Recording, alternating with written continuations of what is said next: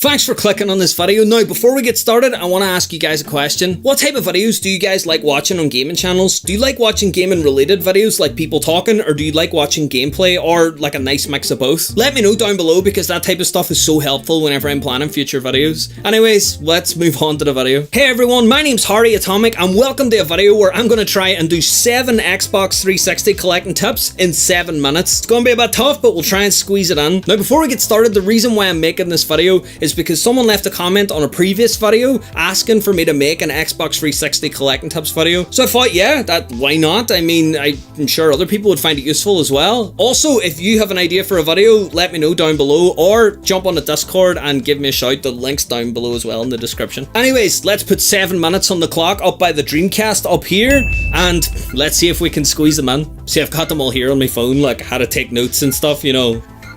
Pro tip for you. So tip number 1, set your rules. Make sure you know exactly what you're collecting for. If you're collecting for Xbox 360, are you collecting consoles? Are you collecting games? Are you collecting rare variants of controllers? These are the type of things that will save you so much money before you even get started. If you know exactly what you want, then you'll know exactly what to search for, and you'll be able to like laser focus in and get some really good deals. So how this applies to me is that, say for example, if I pick up a classics version of a game rather than a normal version, it doesn't bother me. I'll just mark it off the list. I don't collect massive collector's editions like those ones with statues and stuff, and I'll try to pick up Game of the Year editions where I can. Your rules will probably be different from mine, but again, it's so important to set your own rules and know exactly what you want to get. Number 2, do your research. Now that you have your list, you need to know exactly what's in that list. If you've decided to collect every Kinect game, then you're gonna need to know exactly what games came out for the Kinect and which ones came out in which regions, and are there variations, different covers and stuff, slipcases. I said in a previous video that all games work for all consoles, and someone corrected me, and right enough, that's not strictly true.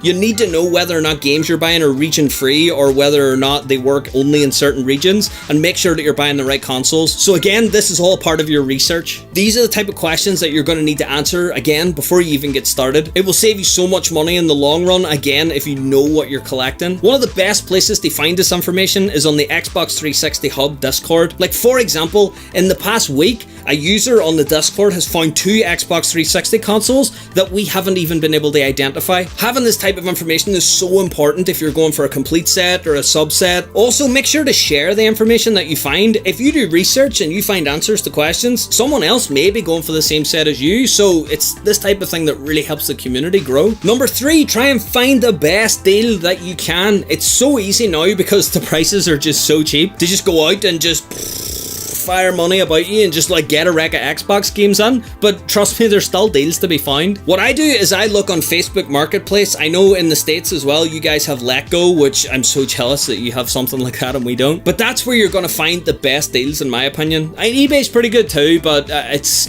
kind of hit or miss. On these marketplace websites or in flea markets and stuff, you're going to find people selling consoles with loads of games. You're going to find people selling like the figures for Skylanders and stuff, if that's what you're trying to collect. You're gonna get loads of stuff and you'll be able to haggle on price and maybe even just get a good price off the bat. It's the best way of getting loads of stuff for really cheap, so make sure that you're keeping your eyes on that constantly. I'm always like just opening Facebook Marketplace and checking, making sure there's not a wee deal that I can like grab on the quick, you know. Anyways, number 4, now that you're actually buying stuff, make sure that the stuff you're buying works. Check the discs. I can't say it enough. Check the discs. I've made this mistake. I've walked into a shop. I've seen Deadpool sitting there for like £1. I'm like, oh my god, it's Deadpool for £1. And then I grab it and I get it home and I open it and that disc is broken too. It's so frustrating whenever you finally find something that you've been looking for, or you find a deal that is just so good, and without thinking, you just like the cogs are turning. You see yourself just owning this amazing thing you've been looking for so long, and you get home and it's just in pieces and it's just completely unusable. So make sure you're checking your discs. It's a bit weird sometimes when you're at flea markets and you're like flicking through people's games, but the rule that I've set for myself now is that if they don't let me check, I don't want to buy it because it's too too much of a risk to pay money for something and get home and realize it didn't work. Now this next one is specific to collecting new stuff. I know a lot of the stuff I've talked about so far is applicable to older games, but I feel like now we're getting into the Xbox 360 style stuff and also maybe some PS3 as well, but we don't talk about the PlayStation over here. Ask to see if the console has been banned. Now, there's no telling what's going to happen in the future as far as connecting to Xbox Live and all that other stuff goes,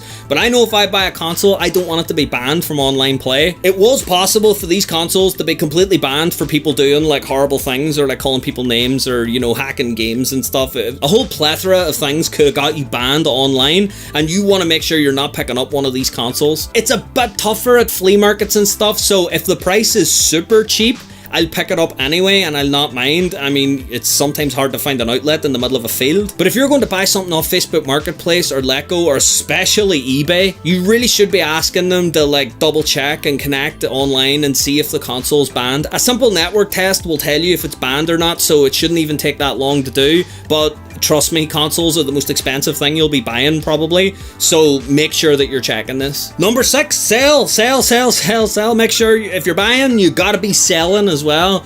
If you're buying loads of bulk and stuff, you're gonna come across doubles or games that you don't really care about or stuff that you just don't want. Trust me, someone else out there is looking for that stuff, so make sure to be selling it on. You're buying stuff out of the marketplace, make sure to put stuff back in as well. If you've collected stuff and you don't want it, sell it back on. You'll be getting money then to put towards things that you actually like. Like if you buy a game for like $1 and it's worth $10, and there's a game you want at $10, well, roundabout, you've got that game that you want for $1. It's kind of a twice removed way of finding deals, so make sure that you're always thinking about selling as well as buying. And tip number 7, remember digital is a thing. Now, at the moment, at the time of making this video, you can go online and buy games on Xbox Live, including like disc-based retail releases and stuff. It's not just like Wii arcade games. So if you don't care about owning the physical media, or that's not really something that you're worried about, or even if you've decided to collect digital games, go and buy digital. I mean, if you're looking for a game and it's free on Games for Gold, that might be enough for you if you just want to play the game.